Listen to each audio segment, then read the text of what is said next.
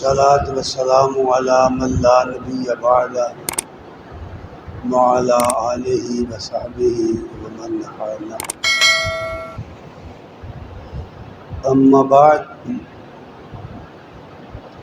أعوذ بالله السميع العليم من الشيطان الرجيم. بسم الله الرحمن الرحيم.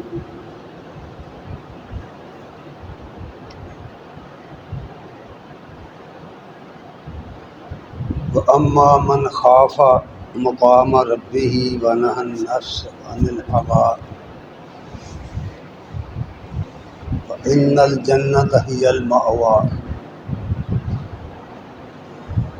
صدق اللہ ومولانا العظیم وصدق رسولہ النبی الکریم. نحن علی ذلک لمن الشاہدین والشاکرین والحمد للہ رب العالمین.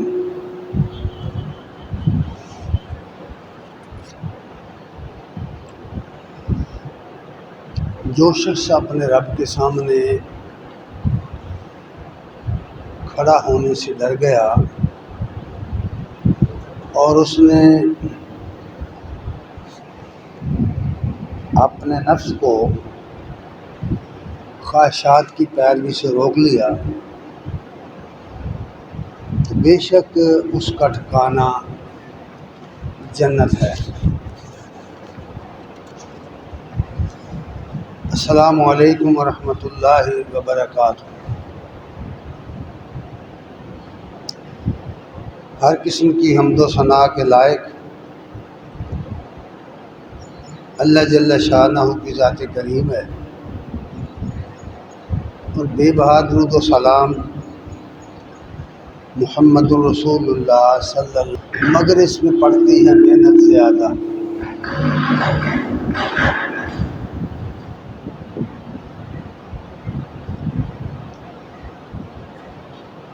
اللہ تبارک تعالیٰ نے جتنی مخلوقات پیدا کی ہیں ان میں انسان کا ایک منفرد مقام ہے. خصوصی طور پر ارضی مخلوقات میں سب سے زیادہ عزت والی مخلوق اللہ تعالیٰ نے انسان کو بنایا ہے، اور انسان کو اللہ تعالیٰ نے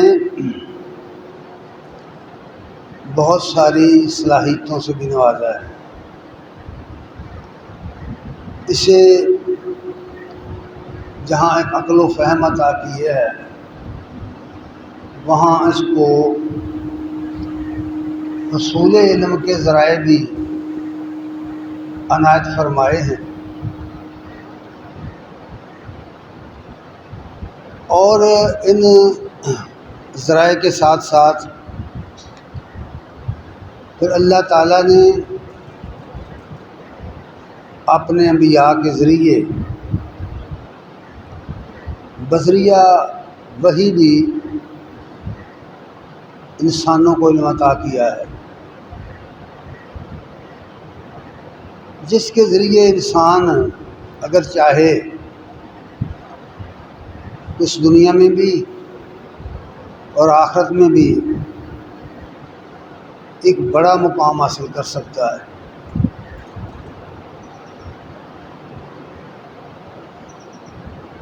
انسانی زندگی کی ضروریات پر غور کریں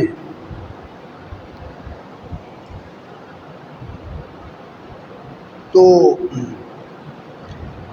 اس کی بنیادی ضرورتیں صرف چند ایک ہیں.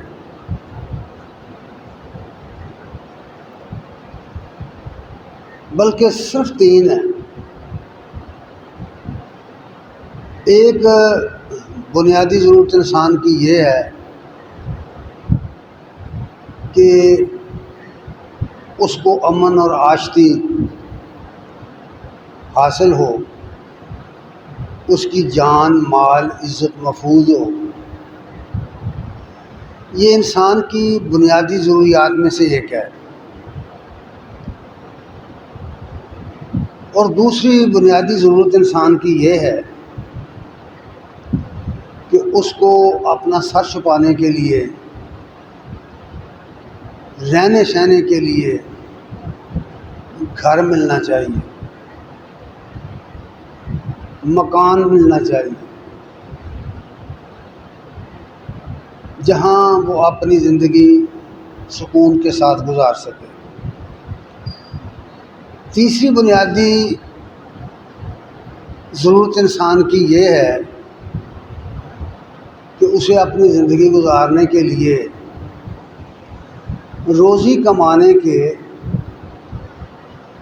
مواقع میسر ہوں، اور ان مواقع میں کسی قسم کی کوئی رکاوٹ نہ ہو۔ انسان جو کام کرنا چاہے وہ کر سکے، اور اپنی محنت کا پھل پائے۔ جتنی صلاحیتیں اللہ نے اس کو دی ہیں ان کے مطابق وہ اپنی روزی کما سکے۔ انسان کی اصل میں یہی تین بنیادی ضرورتیں ہیں، باقی جتنی چیزیں ہیں وہ انہی تینوں کے ضمن میں آتی ہیں۔ جب وہ ان تینوں کو بڑھائے گا اور یہ تینوں چیزیں آگے بڑھ کر خواہشات کا روپ دھارے گی، تو پھر اس کی زندگی کے اندر بے شمار وہ چیزیں بھی شامل ہو جائیں گی جن کے بغیر بھی اس کی زندگی چل سکتی ہے۔ اس کے علاوہ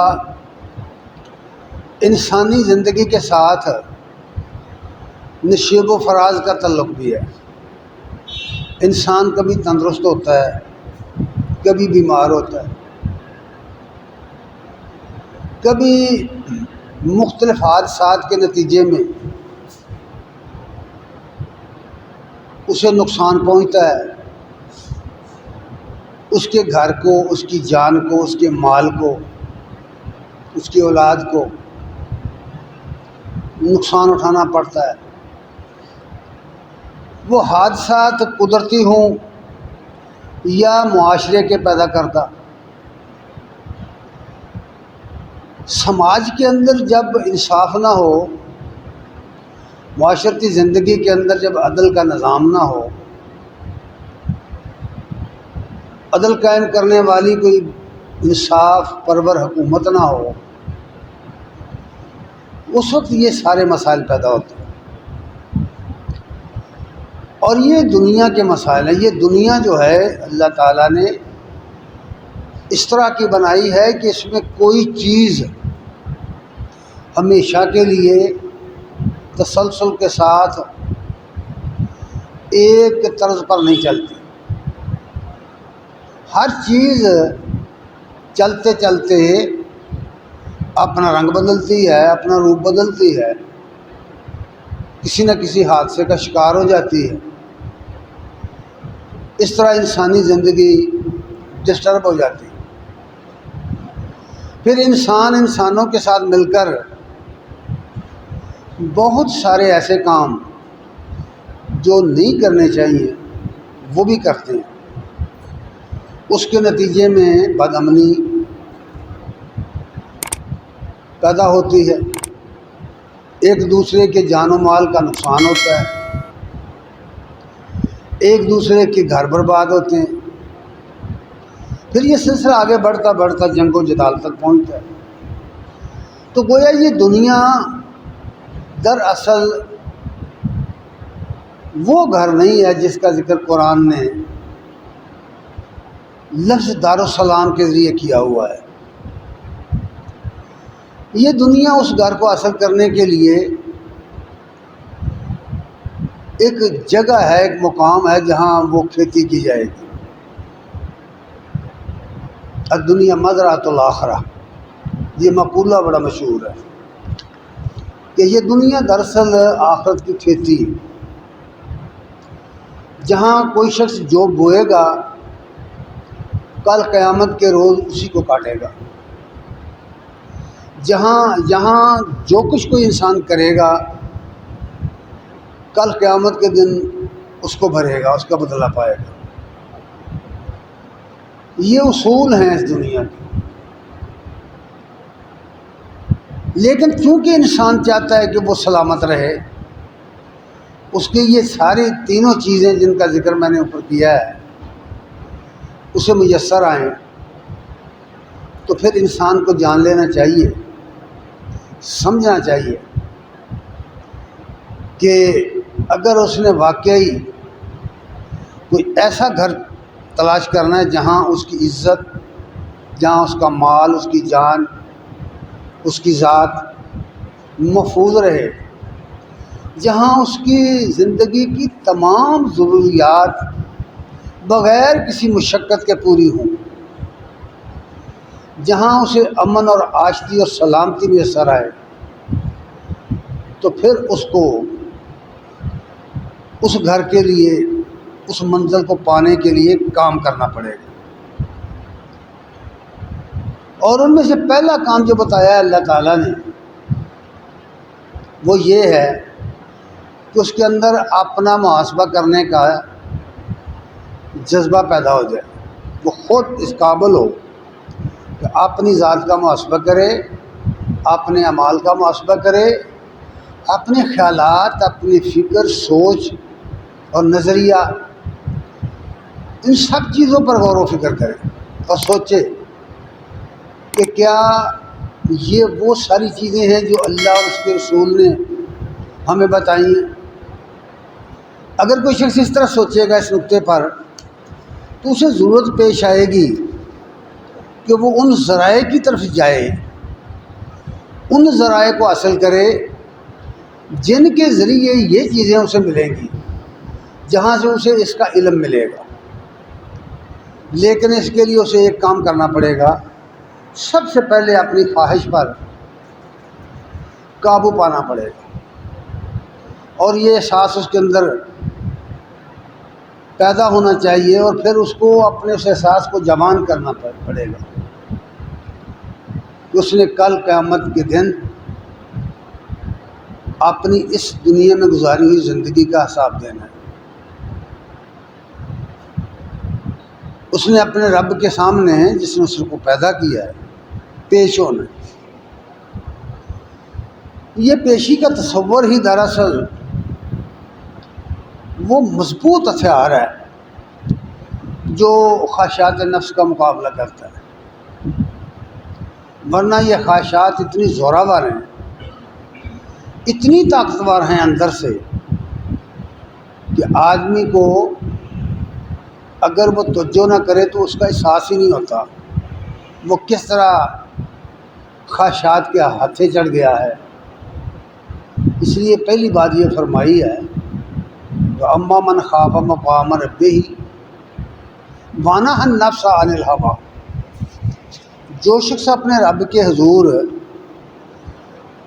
پیشی کے لیے کھڑا ہونے سے ڈر گیا اور اس نے اپنے نفس کو روک لیا، اپنی خواہشات کو روک لیا، تو بے شک فَإِنَّ،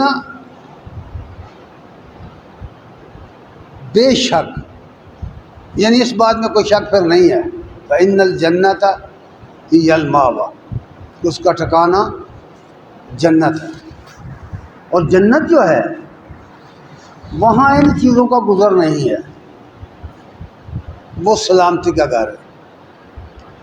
قرآن مجید میں اس گھر کو حاصل کرنے کے لیے یہ بھی کہا گیا ہے، سورہ البقرہ میں فرمایا ہے یا ایھا الذین آمنوا ادخلوا فی السلم کافۃ ولا تتبعوا خطوات الشیطان انہ لکم عدو مبین۔ اے لوگوں جو ایمان لائے ہو، سلامتی کے اندر پورے داخل ہو جاؤ، اور سلامتی کس چیز کو کہتے ہیں؟ اس کی شرح اہل علم نے لفظ اسلام کے ساتھ کی. اسلام، دین اسلام، جس میں انسانی زندگی کو گزارنے کے لیے ہدایات دی گئی، اس کا نام سلامتی ہے. جو اس پر عمل کرے گا، جو اسلام کو اپنائے گا، وہ سلامتی میں داخل ہو جائے گا. سلامتی میں داخلے کے لیے اسلام کو اپنانا پڑے گا، اور اسلام کو اپنانے کے لیے اللہ کی فرما برداری اس طریقے پر کرنا پڑے گی جو محمد رسول اللہ صلی اللہ علیہ وسلم نے بتایا ہے. یہ بات بہت سیدھی ہے اور صاف ہے، اس میں کوئی مشکل نہیں ہے.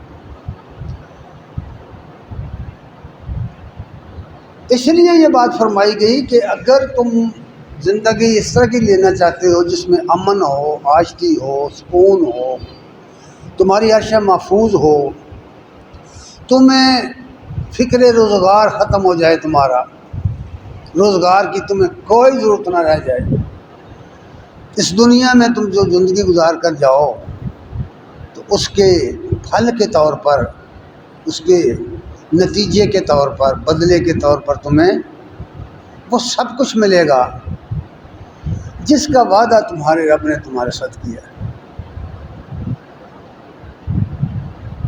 اگرچہ یہ مشکل تو ہے، اور مشکل کہیں باہر سے نہیں آتی، یہ مشکل اندر سے پیدا ہوتی ہے، انسان کے اپنے اندر سے.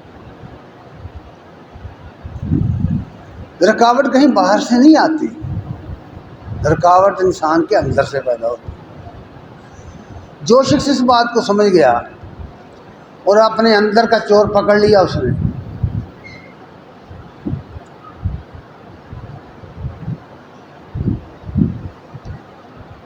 تو پھر سمجھ لیجئے کہ وہ کامیاب ہو گیا.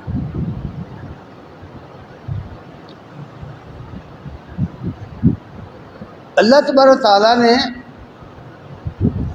یہ بات بتا کر کہ سلامتی کے اندر داخل ہو جاؤ اور شیطان کے نقش قدم پہ نہ چلو، دوسرے لفظوں میں خواہشات نفس کے پیچھے نہ چلو، پھر فرمایا، دعوت دی،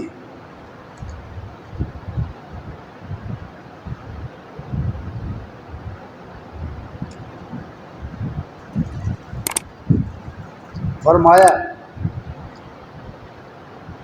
واللہ یدعو الی دار السلام.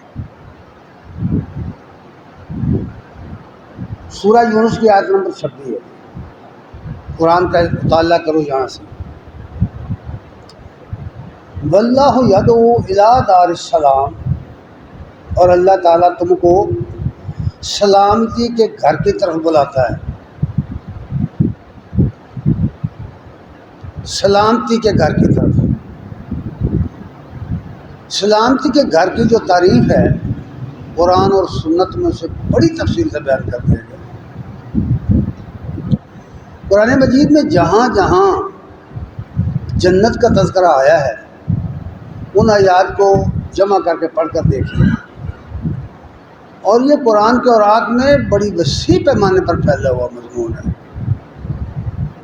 واللہ یدعو الی دار السلام، اللہ تم کو دار السلام کی طرف بلاتا ہے، سلامتی کے گھر کی طرف بلاتا ہے. اور پھر فرمایا وَيَهْدِي مَن يَشَاءُ اِلَىٰ صِرَاطٍ مُسْتَقِيمٍ. جو لوگ اس راستے پہ چلیں گے، جو لوگ ارادہ کریں گے، کیونکہ قرآن نے اصول یہ بیان کیا ہے، یہاں فرمایا کہ وہ اس سیدھے راستے کی رہنمائی جس کو چاہتا ہے کرتا ہے. اس کا یہ مطلب نہیں کہ ایک آدمی سیدھا راستہ چاہتا ہے تو اللہ اس کو وہ راستہ نہ دکھائے، اس کا یہ نہیں مطلب. اصول یہ بیان کیا ہے کہ یہدی من ینیب، کہ وہ راستہ اس کو دکھاتا ہے جو اس کی طرف رجوع کرے، جو اس کی طرف آئے گا وہ اس کو رہنمائی دے گا. اور حدیث میں ہے کہ اگر کوئی شخص چل کر اللہ کی طرف آتا ہے تو اللہ اس کی طرف دوڑ کر آتا ہے. اللہ تعالیٰ اپنی مخلوق کے ساتھ بہت مہربان، بہت رحیم اور کریم رحمان ہے۔ رؤوف بالعباد، خود اس نے کہا کہ وہ بندوں کے ساتھ شفقت کرنے والا ہے۔ پھر آگے فرمایا کہ جو لوگ یہ راستہ اختیار کریں گے ان کے لیے بہت بڑے بڑے انعامات، بہت بڑے بڑے احسانات، بہت بڑی اچھائیاں موجود ہیں۔ اس لیے فرمایا للذین احسنوا الحسنی وزیادہ، ان لوگوں کے لیے جو بھلائیاں کریں گے، حسنہ، حسن اخلاق یا حسن اخلاق حسنہ یا حسنہ چیزیں ان کو کہتے ہیں جن کو کرتے ہوئے آدمی نے ان کا حق ادا کیا ہو۔ جس طرح کسی کام کو کرنے کا حق ہے اس کو اسی طرح کیا ہو، اس کا ظاہری طور پر کرنا بھی، اس کا پریکٹیکل بھی، اور اس کے لیے خالص نیت کا ہونا بھی۔ یہ دو بنیادی اس کے رکن ہیں کہ خالص اللہ کے لیے وہ کام ہو اور اس طریقے پر ہو جو اللہ تعالیٰ نے رسول اللہ صلی اللہ علیہ وسلم کے ذریعے کرنا سکھایا ہے، اس کو حسنہ کہتے ہیں۔ حسنہ کا جو لفظ ہے یہ بہت وسیع ہے۔ موسیٰ علیہ السلام کی ایک دعا کا ذکر ہے قرآن مجید میں کہ جب وہ طور سینا سے واپس آئے اور ان کے ساتھ ان کی قوم کے 70 آدمی تھے، اور وہ 70 آدمی اللہ کو دیکھنے گئے تھے ساتھ۔ ان کی شرط یہ تھی کہ جب تک ہم اللہ کو نہیں دیکھتے ہم آپ کو اللہ کا رسول نہیں مانتے۔ تو جب اللہ تعالیٰ نے ان کو اس پہاڑ کے نیچے ہلکا سا جنبش، ہلکا سی جنبش دی، یعنی ہلکا سا زلزلہ آیا وہاں، جب وہ سب کے سب بے ہوش ہوئے گر گئے، گویا مر گئے۔ موسیٰ علیہ السلام نے پریشانی کے عالم میں یہ دعا کی تھی کہ پروردگار یہ تو تیری طرف سے ایک آزمائش ہے، اگر تو چاہتا تو ہمیں اس سے پہلے ہی موت دے دیتا، کیا تو ان احمقوں کی بات اور ان احمقوں اور بے وقوفوں کے مطالبے کی وجہ سے ہمیں ہلاک کر دے؟ تو ہمیں معاف فرما، ہم تیری طرف رجوع کرتے ہیں، ہم توبہ کرتے ہیں۔ وہاں ایک دعا کی کہ وَاكْتُبْ لَنَا، اے اللہ ہمارے لیے اس دنیا میں بھی حسنہ لکھ دے اور آخرت میں بھی حسنہ لکھ دے۔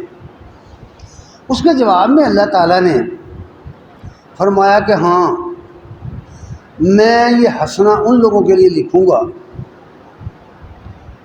جو اللہ سے ڈر کر زندگی بسر کریں گے اور جو بندوں کے حقوق ادا کرتے رہیں گے، یتقون ویؤتون الزکوٰۃ، جو خدا ترسی کی زندگی بسر کریں گے اور لوگوں کا حق دیں گے، یعنی زکوٰۃ ادا کرتے رہیں گے۔ اور میں ان کے لیے لکھوں گا، اور ساتھ یہ بھی کہا کہ یہ وہ لوگ ہیں جو اس نبی امی رسول عربی کی پیروی کریں گے جس کا ذکر خود تمہاری کتابوں میں لکھا ہوا ہے۔ اس طرح پوری تفصیل سے یہ بات بتا دی گئی۔ تو فرمایا کہ للذین احسنوا حسنہ، جن لوگوں نے حسنہ کا راستہ اختیار کیا، بھلائی کرنے کا طریقہ اختیار کیا، اپنے ہر کام کے اندر جو بھی وہ کرتے ہیں دنیا میں، جیسے میں نے پہلے عرض کیا ہے کہ یہ دنیا آخرت کی کھیتی ہے، جو کام ہم نے یہاں کرنا ہے اس کو اسلامی نقطہ نظر سے کرنا ہے، اس کو یہ سمجھ کر، یہ دیکھ کر کرنا ہے کہ یہ کام جو ہے رسول کریم صلی اللہ علیہ وسلم نے اس کے بارے میں ہدایات کیا دی ہیں، اللہ تعالیٰ نے اس کے بارے میں احکامات کیا دیے، ان اصولوں کے تحت اسے کرنا ہے۔ اس حرص اور اس خواہش کے تحت نہیں کرنا کہ میں اگر سچ بولوں گا تو مجھے نقصان ہو جائے گا، میں سچ بولوں گا تو میرا سودا نہیں بکے گا۔ یعنی اس نے اس لیے کرنا ہے کہ اللہ اور اس کے رسول نے اس کے لیے طریقہ کیا مقرر کیا، قطع نظر اس سے کہ اس کے نتیجے میں اس دنیا میں اسے کیا ملتا ہے۔ اور اللہ کا وعدہ یہ ہے کہ وہ اپنے بندوں کی مدد کرتا ہے، کیونکہ اسباب جو ہوتے ہیں وہ بندے کے اختیار میں نہیں، وہ اللہ کے اختیار میں ہوتے ہیں۔ دکاندار جب اپنی دکان کھول کر بیٹھتا ہے، اس کے علم میں قطعاً یہ بات نہیں ہوتی کہ کون آئے گا اور کیا خریدے گا، اس کے اختیار میں بھی یہ بات نہیں ہوتی کہ وہ گاہک اپنی مرضی سے بلا کے لے آئے۔ خود بخود لوگ آتے ہیں، اور کیوں آتے ہیں اس حکمت کو کوئی نہیں جانتا، خود بخود آتے ہیں۔ جس کی جیب کا پیسہ دکاندار کے مقدر میں ہے وہ آ کے رہتا ہے۔ یہ دن رات کا مشاہدہ ہے، یہ دن رات ہم دیکھتے ہیں، اور ہر شخص کو اس کا تجربہ ہوتا ہے، لیکن اس کے باوجود ہم یہ بات سمجھنے کے لیے تیار نہیں ہیں۔ اس لیے فرمایا کام کرنا ہے للذین احسنوا حسنا، جنہوں نے حسنا کو اختیار کیا احسن طریقے سے، انہوں نے نیکی کی ہے لیکن نہایت اس طریقے سے جس طریقے سے کرنے کا حق ہے۔ اگر وہ ایسا کریں گے تو اگلا جملہ فرمایا للذین احسنوا الحسنى وزیادہ، وزیادہ لفظ زیادہ پر جو بحث لکھی ہے اہل علم نے، مفسرین نے اس کی جو تفسیر کی ہے کہ زیادہ وہ ہے جس کے لیے اس نے کچھ کیا نہیں، وہ اس کے عمل کا بدلہ نہیں ہے، وہ اللہ کا نام ہے۔ جس شخص نے جتنی بہتر نیت کے ساتھ، بہتر کوشش کے ساتھ حسنہ کا راستہ اختیار کیا ہے، اتنا ہی زیادہ اس کا بدلہ ملے گا اس کو، اللہ تعالیٰ اتنا ہی زیادہ اپنے فضل سے اس کو نواز دے گا۔ اس زیادہ میں بہت زیادہ دروازہ کھول دیا گیا ہے نعمتوں کا، اللہ کے انعامات کا، اس کے احسانات کا، کہ وہ زیادہ دے گا تمہارے خیال سے بھی، تمہاری سوچ، تمہاری تمنا اور آرزو سے بھی وہ زیادہ دے گا۔ تم بہت تھوڑا لے کے آئے ہو، وہ بہت زیادہ دے گا۔ اس طرح کا ایک واقعہ حدیث میں ہے، ابن کثیر نے اس کو نقل کیا کہ قیامت کے دن جب حساب کتاب ہوگا، اعمال تولے جائیں گے، تو اعمال تلنے کے بعد ایک آدمی جس کی نیکیاں کم پڑ گئیں اور برائیاں بڑھ گئیں، اب فرشتوں نے اس کو جہنم کا راستہ دکھانے کا ارادہ کیا، تو حکم خدائے بزرگ برتر آیا کہ رک جاؤ، ابھی ایک نیکی ایسی ہے اس کی جو تم نے وزن نہیں کی۔ مثال دینے کے لیے یہ بات کی گئی ہے، مثالیں ہیں یہ، ان چیزوں کی کیفیت، ان چیزوں کا پریکٹیکل ہم نہیں سمجھ سکتے، وہ ایک نادیدہ جہان ہے، اس کے بارے میں ہم ایمان رکھتے ہیں کہ قیامت آئے گی اور وہاں یہ تلنا برحق ہے، والوزن یومئذ الحق، اس دن وزن کا ہونا برحق ہے۔ یہ اتنا جملہ کافی ہے کہ ہمارا اس پر ایمان ہے، لیکن وہاں کیفیت کیا ہوگی یہ ہم نہیں جان سکتے، یہاں اس دنیا میں رہ کر اس دنیا کی کیفیت نہیں جانتے، ہمیں ایمان لانا پڑتا ہے، یؤمنون بالغیب کا مظاہرہ۔ تو فرمایا کہ ٹھہرو، ابھی اس کی ایک نیکی ہے، اس کو رکھو، پلڑے میں رکھو۔ اب وہ چھوٹا سا ایک پرزہ لے کے آئیں گے تو وہ دیکھ کر کہے گا اتنے بڑے بڑے جو کام تھے، اتنی بڑی بڑی نیکیاں ہیں، ان کا وزن بہت کم ہو گیا ہے، تو یہ ایک چھوٹا سا پرزہ کیا کرے گا؟ وہ اپنے دل میں خیال کرے گا کہ یہ کیا کرے گا، اب جب وہ پرزہ ڈالا اس پلڑے میں، نیکیوں کے پلڑے میں، تو اس کا وزن بڑھ گیا اور برائیوں کا پلڑا جھک گیا، نیچے رہ گیا۔ نیکیاں بڑھ گئیں، برائیاں کم ہو گئیں، ہلکی پڑ گئیں، تو سوال یہ پیدا ہوا کہ ہوا کیا؟ یہ کیا تھا؟ یہ کیا چیز تھی؟ یہ عمل کیا ہے؟ امام بخاری رحمہ اللہ نے ایک پتہ کی بات کہہ دی کہ ایمان لانا بھی ایک عمل ہے، ایمان لانا بھی ایک عمل ہے۔ ایمان لانا پہلا قدم ہے اعمال کی دنیا میں۔ جب ہم کہتے ہیں میں ایمان لایا تو یہ پہلا عمل ہے۔ چونکہ اللہ تعالیٰ کا وعدہ ہے ان لوگوں سے جنہوں نے اس کے ساتھ شرک نہیں کیا زندگی بھر، انہوں نے توحید کا راستہ اختیار کیا اور موحدانہ زندگی بسر کی، ان کی زندگی میں، ان کے اعمال میں شرک نہیں پایا گیا۔